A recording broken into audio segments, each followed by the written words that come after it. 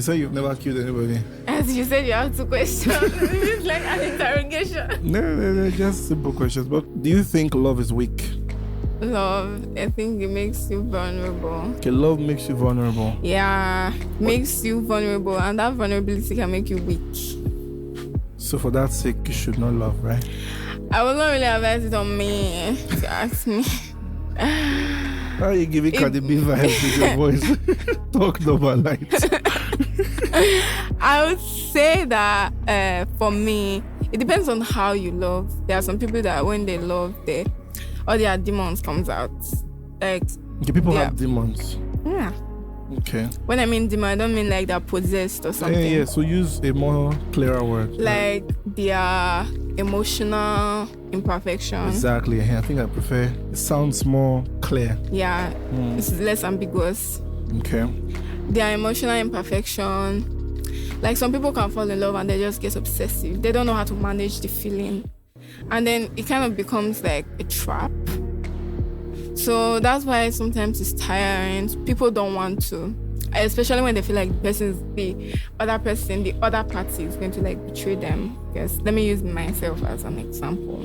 Okay, it seems like you have a lot of experience to share. I do not. A lot is a strong word, but like sometimes it depends. It depends on who you're falling in love with. I think I've been in love once and it was kind of toxic for me because it was like all the bad attributes I've ever had in this life was everything that was coming out. But it was not my fault. It was the party. How are you sure it was him? Because it could have been you. Because I guess it was kind of... according to you, sorry to cut you, it came out. That means it was already there. It was waiting for expression. It was kind of like a garbage in, garbage out. You give me this toxicity, yeah. And I give it to you back. The moral of the story is it depends on who you love. That's why before you go ahead and fall in love, you have to look at the person that you're falling in love with. This person bring out the best out of me. How do you know? Like, how would you know? When that's where communication comes in. You communicate. You don't let your guard down immediately. You start talking to the person. You communicate. You see, you go on physical communication, digital communication. You see how is this person like. There is no way somebody will be able to hide themselves for that long. I think you're smarter than that. What you just said, you're smart enough to know that that's not true. Because people can lie for the longest and pretend to be something else for the longest. Even the communication thing you just mentioned now, for example, people can communicate a certain way they want you to perceive them. So I feel like communication is still, it may do a little, but it's still not the best way to actually know people. But how long can they really do it? Exactly. Till you know that you have seen this person. Yes. We're both agreeing. Just that I'm not agreeing with the part that you said communication is the way you get to know the person. Because I feel like there are other things you can't know from communication. Some people are, for example, now like you said so many bad attributes came out because you met this person. You didn't even know these things were there. Yeah. Exactly. So what brought them out? The person. Through what? Communication or character or situations? I think it was because we're not supposed to communicate. We're not compatible. We're not supposed to. I don't think we were supposed to meet in life. We're not supposed to meet in life. No. It was a mistake. Mistakes happen. But my point is, maybe if you can set a comfortable arena for this person to communicate freely with you. Okay. I mean, even though this person is like, I don't think the person can pretend that much. Even after you have entered, I'm not talking about in a situationship, I'm talking about in a relationship. Yeah, I get you. You communicate. When you communicate, I guess, I don't know, I'm not like an expert. Back to my question. So, in a nutshell, do you think love is weak? Well, I don't. Exactly. I like the fact that you're taking your time. Because when I first asked you this question, I was really concerned that you would say yes. But I like the fact that you're actually taking your time to analyze the question before you answer, because I used to think, or I still think, that you're the kind of person that will rush at a question like this and just shout, yes, love is weak. Nobody should love. What do you mean by, do I think love is weak? Okay, let me put it clearly. Do you think the expression of love is a show of weakness? can be a show of weakness and it can also be a show of strength. Okay, in what area? Paint us a scenario where you think it can be described as a show of strength. Just things that you never thought that you could do for someone you do it. Because you love them. Yes. So love can actually bring out really beautiful things from you. Yes, it can bring out the strength in you. You never know that you could help someone like this. You never know that you could support someone like this. You never know that you could stand strong with someone like this. Okay. And it can also bring out the vulnerability. Make you cry, make you sit down like a baby and bellow in the ground. This is what I think. We don't want to hear my thoughts. Yeah. Okay, this is what I think. I think that love is not weak. But love can be foolish if there is no knowledge, because love is not enough.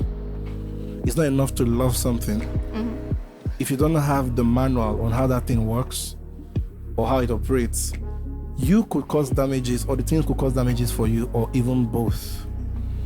So I strongly believe that love is strong with knowledge, but without knowledge, love can be misused. It's like this, because love is a good thing. Love is actually of God. So if it is real love, I know there are different kinds of love. There's human love, there's divine love. Because human love is very weak. Human love will express its best when things are fine, and then lose its grip when things are not. But divine love, of course, goes way beyond that, right? But think about love like a very beautiful meal. Well made, tastes really nice. That same meal, if it is not preserved, has the ability to produce worms. So we cannot say that the meal had worms. So instead, the meal under the wrong condition produced worms. Because this world itself is filled with a lot of darkness and evil. So love, for example, let's paint it like this. We all know that love is all about giving. You give your time, you give your attention, you give yourself, you give everything good about you. You offer it. That's what love is. At least from you to the person. And then from the person to you is also the same, right? The person will do the same for you. But even if love is a giver, love also has the ability to receive. And when love does not receive, love is quenched. This is fact. Where you see, love is like fire. And love is giving. It's giving. It's burning with its own material. But when love does not receive more materials to burn, the fire goes out. This is actually a simple analysis of what true love should be. And to be honest, when you love somebody, the greatest thing you can ever give them is yourself. Mind you, I didn't say your body, because our viewers will listen and be like, oh, that's what they mean. So if I just offer my body, then I really love him or I love her. No, it's not the body I'm talking about. When I mean yourself, you give your best. Like, there's nothing left. You give everything. Like you said earlier, love brings out things you never thought you could do. It just brings them out. But I still feel it depends on who you decide to love. We're agreeing. You just agreed. You're saying the same thing. Like that food I spoke about, very nice meal, under the wrong circumstances will produce worms. Right? Yeah. You know what I'm talking about. Yes. Imagine, what's the best food? This fried is Mike. rice. Fried rice and 2 turkey. What? Fried rice. No, it's specified. Fried rice and 2 turkey. If it's 1, it's not my best. If it's 2, it's that's complete. The first time I've never had 2 turkey. 2. Okay, so fried rice and 2 turkey. Yeah. Nice. Okay, that's funny. We'll talk about that after the podcast. Let's find out why it is true. But fried rice and 2 turkey, right? Yeah. So you know when it's prepared, it's really nice, it smells nice, it's hot, everything is just so right. If you leave it there, think about this. Paint this scenario.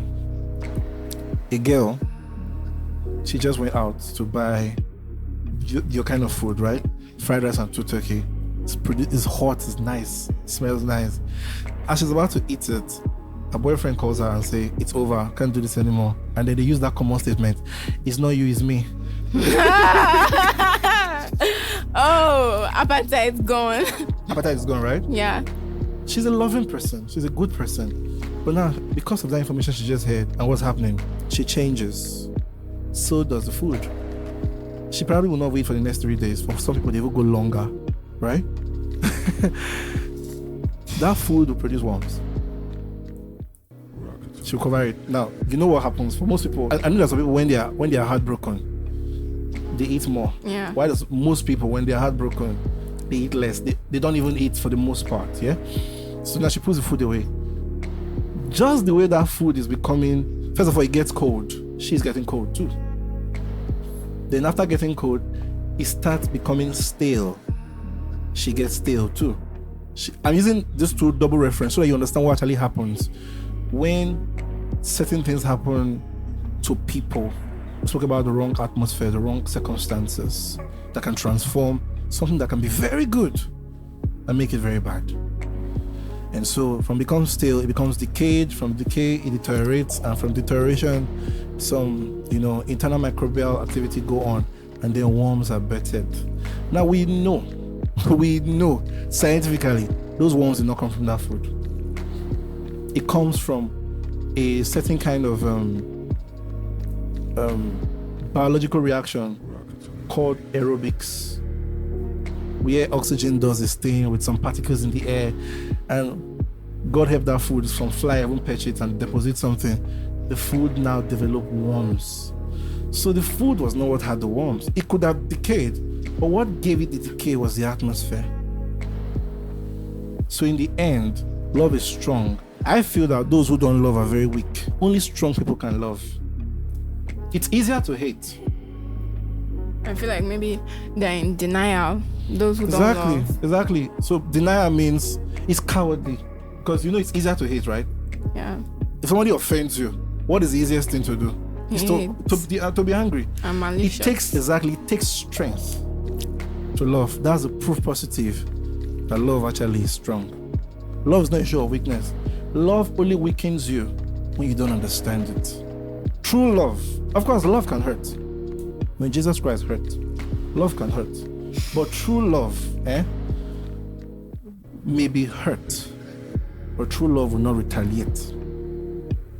True. I know. So what do you say about toxic relationship? Leave it. If you're in a toxic relationship, leave. Nobody should be in a toxic People relationship. like it. Well, those are maybe now in English there's a word for those kind of people. They are sadists and masochists. Sadists are people who enjoy going through pain. They derive pleasure from pain.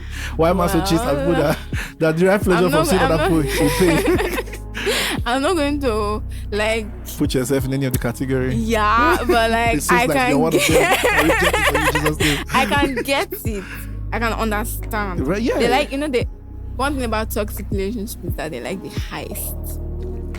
I'll say for the ones that are just in, there's the friendly kind of toxic. Okay. And there's the chemical toxic. Okay. The friendly kind of toxic is the one where the guy is obsessive. Girls like this obsessed king. And he's calling you where are you? And you guys are yelling at each other. It looks like this kind of sentimental. It shows strength to them. Yeah, it shows this deep love that even though we hate each other, we still love each other. But that's not love, yeah? It looks like the kind of stubborn love. I think it's pretend love. It's like love on the surface, but deep beneath, it's a lot of, like you said, toxicity. It's poisonous because it's only a matter of time. Things fall apart and somebody gets brutal. In some cases, they get physical. That's the chemical toxic. But my point here is this: that kind of love has the tendency to be very dangerous. It may look as if everything is still on guard, but that kind of love in a wrong situation. Do you know that there are some people, they enjoy love with pain? We say pain. I spoke about masochists just now. Yeah, but it looks like it's sentimental love. It's madness. True love should not be that way. I'm not saying I do it too. I'm just saying. Are you sure? But there are some people. There's the friendly toxic, chemical toxic, and the emotional toxic. Anyway, but and you will not know that a lot of couples have that emotional toxicity, where they gaslight. And they make the other one feel less confident. And about gaslighting, just a minute. About gaslighting, between guys and girls, who gaslight the most? Oh my Be honest. God. Be honest. Oh my God. This guy, Jesus. Man, oh God, please. Give me a scenario. Please. I can't relate. They will cheat and blame you. How does that even work? Okay. I think that's a very good reference. They will cheat and blame you. You were not satisfying me enough. Okay. How does that even work? You cheated. How is it my fault? If I was not satisfying you enough, why not you speak? And okay.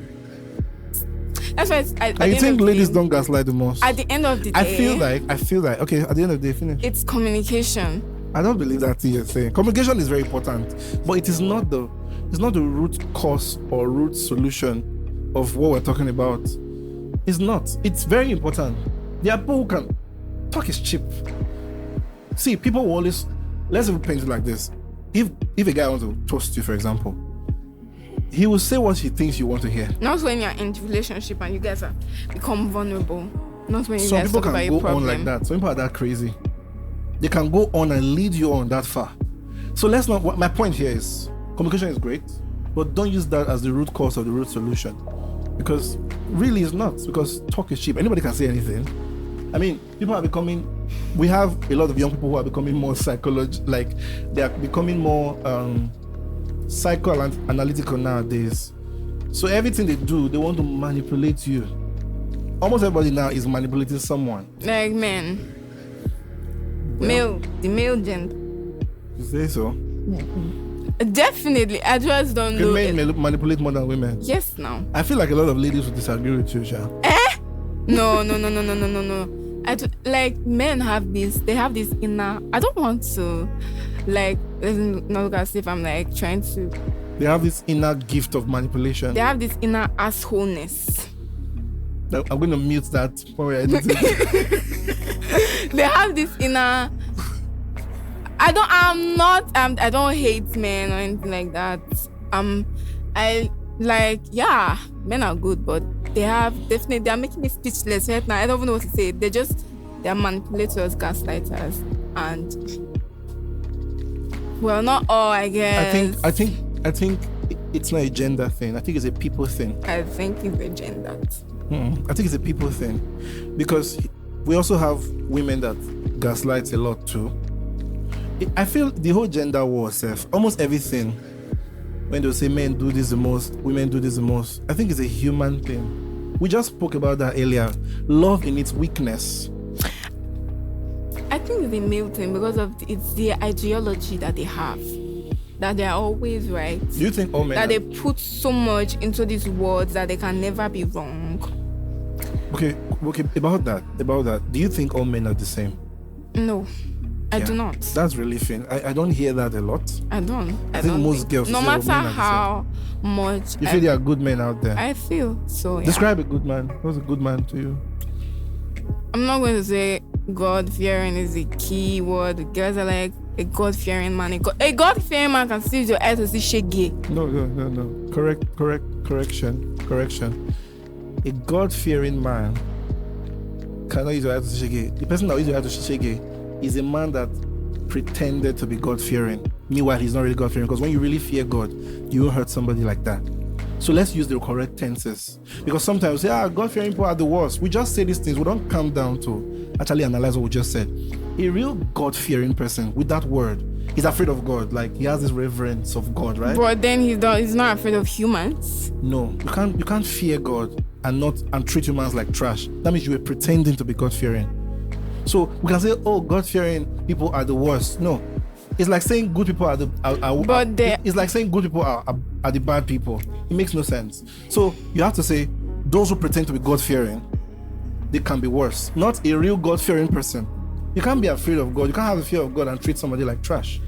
What I'm still going to say, it stands still, because there are so many guys that, because they are God-fearing, they tend to feel like they're so perfect, and they kind of wash their perfection all over your face and make you feel like you're not good enough, and you need to change who you are to please them. Have you had that experience before? Yeah. Oh yeah, nice.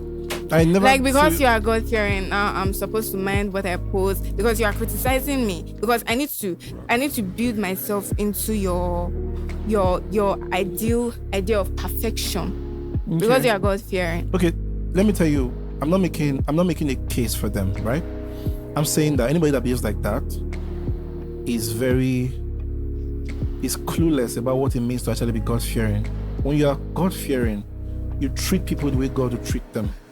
For example, all of us, at some point, we lived our life the way we thought we liked to live, right? But God did not impose himself on us. That's why I say take God out of it, because bringing God into it now, make it look as if... No, it's the idea of society that they feel like... Exactly. So that means it's pretend God-fearing. It's not true God-fearing, because he thinks it's God-fearing. But if you ask some women, what's an ideal good man to you, they're going to be like, a God-fearing guy. That's why we're having this discussion, to clarify what they should actually be looking out for. The word God-fearing has become cliche. So basically, rather than just say God-fearing man, there should be a detail to it, because there are those who can pretend to be God-fearing. Cornelius in the Bible was God-fearing. The Bible says he was a God-fearing person and a devout person, but he was not saved. You can be God-fearing and you are not yet saved. So it's not enough to say God-fearing man. You have to investigate what you actually mean. Because, okay, for most people, a God-fearing man is somebody that they see him in church, he looks cool, he's always coming on time, he's busy, he's acting nicely. One time, say if somebody will offend him, he say, "Oh, it's fine. I don't hold anything against you." And they're observing the guy. Say, "I just like the way he is." And then maybe he's in the department and he does his things excellently. You say, "Okay, I think I like this man." That's another deception, because anybody can be all of that on the surface, and behind closed doors, there's something else. That's why you say, "I thought you were a very good person." No, you were relying on your senses. You didn't rely on the Holy Ghost to guide you. That's the problem. So it's okay to say pretend God-fearing men are worse, but it's not okay to say a real God-fearing man is worse. No, because the word God-fearing, if he's really God-fearing, he shouldn't treat you like that. So what you probably had as a counter, and I thank God you were very honest about that, what you had as a counter was somebody who pretended to be God-fearing, because you described the situation where he was trying to tailor you to be like him. God does not do that. So I don't know who he was fearing. Definitely not God. That was not a God-fearing man. I don't know who he was fearing. Because the real God-fearing man will respect God so much to want to do what God would do to somebody. And God does not impose himself on people. If not, why are people going to go to hell? That's if one of the greatest examples of love is that God will not force anybody to go to heaven. So if anybody is trying to force anybody to change, and is doing it in a way that is hurting the person, tearing down the person, that's not God-fearing. And this I say out of experience. This is not even a joke. Because I've spoken to a lot of people. I've had my own fair share of some funny experiences too. Some of which, you are aware of. So it's like that. The reason why I mentioned it like that is that many women, when you ask them what's your idea of a good guy, the first thing they mention is God-fearing. But the thing is that's I don't want to we just clarified something, right? But I'm just trying to clarify myself. I don't want to impose the idea of God-fearing men are not good, but let me tell you what. Some of them just like when they're dating the lady, they're just trying to change her. You have to do this. And we just addressed it. A true loving man, will not try. Look at, for example, let's even paint this idea, and I've said it a lot of times. In as much as this world has gone really far, this world is almost 6,000 years now since Adam. Let us not lose sight of the fact that God was the originator of relationships. It was not our idea. God was the one that wanted a man and woman to be together. In as much as we want to hide it from him, he actually wants it for us if we want it. Only that he has a way he wants it to be done. And that's why everybody say, "No, God, you can't decide." But basically, God wants it for us. So we have to go back to the originator of this idea and what he thinks. If you read the New Testament, for example, if a guy and a girl are in a relationship and then they get married, the guy is like Jesus Christ, the girl is like the church. That's why the guy is called the bridegroom, for example. He is the bride's groom. The bride is being groomed by him. So there's nothing like the groom's bride. Even if there's such a thing in English, if you put the context together, but it's actually called the bridegroom because he's the one who will raise the woman. And he does it with patience. Love is patient. True love. So we may say, "Oh, no, I don't want to get biblical about this." Well, it's actually the sweetest. Love is patient. Love is kind. So if I'm trying to get you to do something and I have to tear you down and reduce your worth in your eyes and make you feel like trash just to get you to do something right, that's actually not love. So a true God-fearing man who claims to love God should do it right, the way God would have done it. And God is patient. God is kind. God is reasonable. There are many times people disagree with God in the Bible, and they say, all right, come. In the book of Isaiah, they say, come, let's reason together. What's the problem? God said those words. But human beings are, we spoke about vegetarians earlier, where I said vegetarians are hypocrites because God says, kill and eat. The vegetarians come. They didn't create animals, they didn't create plants. They think they care about the animals more than God. And they say, it's not fair to kill animals. Meanwhile, you can't even create anything that has blood in it. So basically, it's the hypocrisy, and they're losing sight of the fact that a true God-fearing man, and the truth is sometimes, when ladies say they want a God-fearing man, because I've listened to a lot of people talk, what they actually want is a man that listens to them. They also mean it for a selfish reason. It's just like the woman that is praying for her son to be very obedient. But she's not praying that prayer for God's sake. She's praying for her sake, her own selfish sake. Because now, may God help my child. He's so stubborn. God has not answered that prayer. Why? Because God knows that in her heart. The reason why she's praying that prayer, because he's praying that prayer so that the boy will get obedient and start worship later at home. And start serving her. So most times we make these requests, but it's for our selfish reason, and God knows. And so he ignores it. So desiring a God-fearing man is great. But I just have to clarify that get your facts right. If you say you want a God-fearing man, be very clear what you mean. Because many times, many people say words, they don't even understand the meaning. They just abuse the use of words. And they just say, I want a God-fearing man. And so that's become cliche. So some people now be like, you know what, cut that crap. I don't want a God-fearing man. I just want a man that's honest, even if he's bad. I'm like, no, we have reduced our standards. A God-fearing man is actually good if he was sincere. Exactly. If he was sincere. The truth is, and there are a lot of people that are not sincere. They're just superficial. Yeah. So in the end, we both agree that a God-fearing man is actually great. Just that many people are not actually sincere. They're just pretending to make themselves look good. Because it's marketing. It's manipulation. So I put myself out there so that I can be accepted. It's manipulation. And I said earlier, of course, in relationships, men are the forefront manipulators because they're the one who start. Thank God you agree. No.